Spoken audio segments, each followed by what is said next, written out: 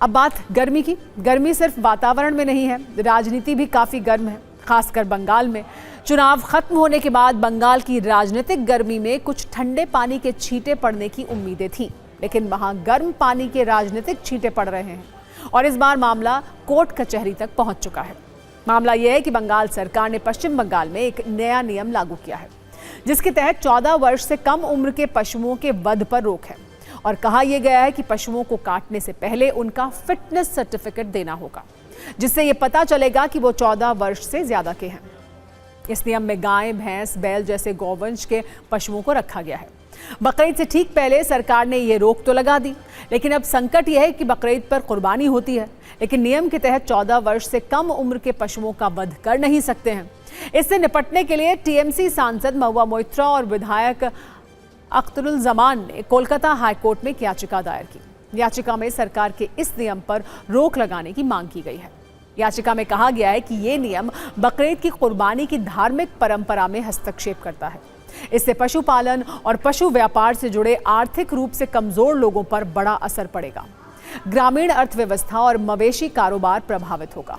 नियम पर रोक लगे और राहत दी जाए। टीएमसी सांसद और विधायक की याचिका पर अभी फैसला नहीं आया है। इस बीच बंगाल के मुस्लिम धर्म और बकरीद में कुर्बानी देने वाले लोग काफी चिंतित हैं। सरकार का कहना है कि सब कुछ नियम के अनुसार हो रहा है।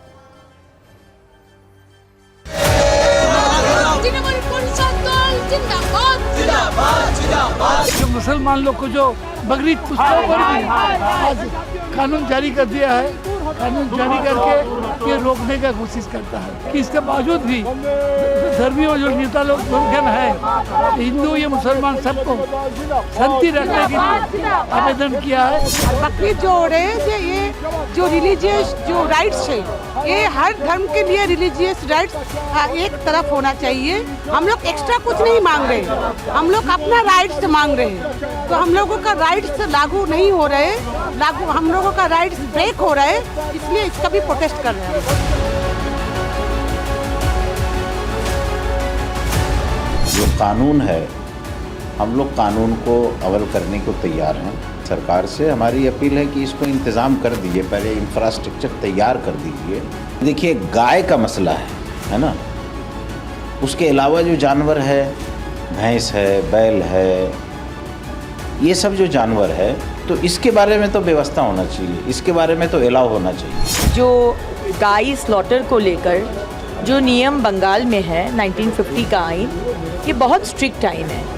ये अलग बात है कि पिछला सरकार इसको इस्तेमाल नहीं किया है और वोट बैंक का राजनीति किया है, लेकिन जो आइन है उसको इम्प्लीमेंट करना है।